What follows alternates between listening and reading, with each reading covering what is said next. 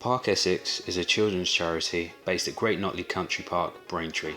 It offers short breaks, stay and play and holiday sessions for children and young adults with additional needs.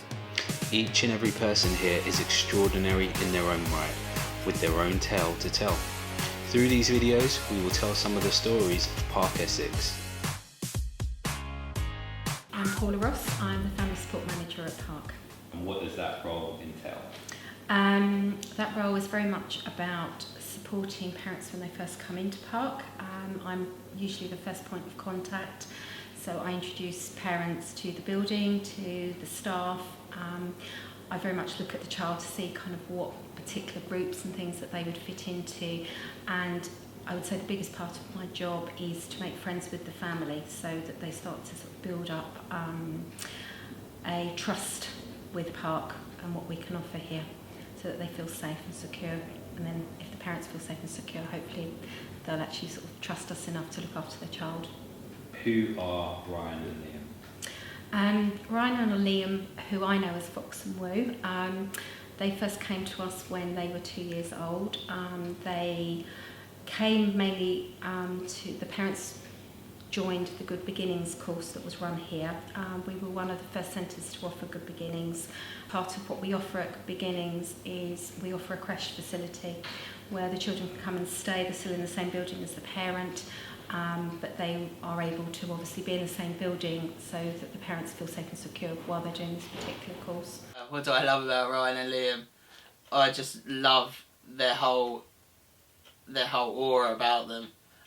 They're just two of the quirkiest kids I've ever met in my life, and they're so individual in their characters even though they're twins that it's just really refreshing to see. Considering they're twins, they are literally couldn't be any opposite if they tried. They're both just so different. There's no similarities at all. I just think they're both so funny in their own way. They're just both like really great characters. Ryan's into all his Russian composers, and obviously for a 5 or 6 year old child that's pretty impressive to not even know a Russian composer, let alone to have a love of many of them. Also, he is infatuated with the Mona Lisa painting, and he always used to come in and go, "Waddle, the Mona Lisa's my girlfriend." In preschool, when I used to always have Woo more than Ryan, and we used to go outside where like the playground is and the paving slabs. We just used to walk up to 3 and then walk back all session. That's all we did. He didn't want to engage with any of the other children. He didn't want to go out into the playground, into the main area or anything. That's all he wanted to do. So we sat there for weeks and weeks doing it and stuff. And then over the time, he progressed more into coming in to sitting down for snack. Because if you said, "Do you want to come and sit down for snack?" all hell would break loose, and he wasn't interested in it. Now, seeing him now, if you say it's nearly snack time, he's like, "It's my turn to call snack time."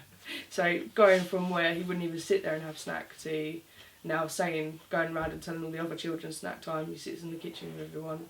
Like, that's just an example of the progression they've got from being here and stuff. Hello. Do you want to have my food? Hello? Oh, my Hi. picture's taken. You want your pictures taken? I'm taking a video, is that bad? You can put a video while you're on my bike. Yeah, I'm doing it now. Let's start. Yeah. Ryan, we took him on a trip over to the Discovery Centre, and he wanted to go up this massive hill, and he was following obviously the bigger kids up this hill, and they were running, and I'm trying to run after him. I'm getting absolutely I'm so tired, and he's running, and we got to the top of the hill, and I was like, okay, we're going to go back down now. And as we went back down, he just ran in a mud pile. There was a puddle of mud, and he just got his shoes absolutely covered, and he's standing there going, "I'm covered in the mud," and he starts crying. So I was like, "Sit down, take your shoes off." I said, "And we'll walk around the puddle of mud with your socks." Okay, fine, took the shoes off. Next thing you know, he's run through the puddle with his socks. His socks are now covered in mud. He's now standing in the puddle again, crying because he's covered in mud. I then had to waddle in with my shoes, my nice new clean white shoes. I now filled with mud. I had to walk through and pick him up, lift him up, get him out of the mud, put him on the other side of the mud, took his socks off. He then ran through the mud again with his shoes, with no shoes, no socks, barefoot. He was so upset. He was distraught that his feet were dirty. So I ended up giving him a piggyback all the way back. It was like a half an hour walk on a piggyback because he had no shoes on. At the time I was like, "Oh my god, what's going on?" But looking back now, it was really funny. Obviously he wasn't too happy, but then once he realised he was going to get a piggyback out of it the whole rest of the day, he was absolutely fine. And cuts! Thank you, I'm free now. And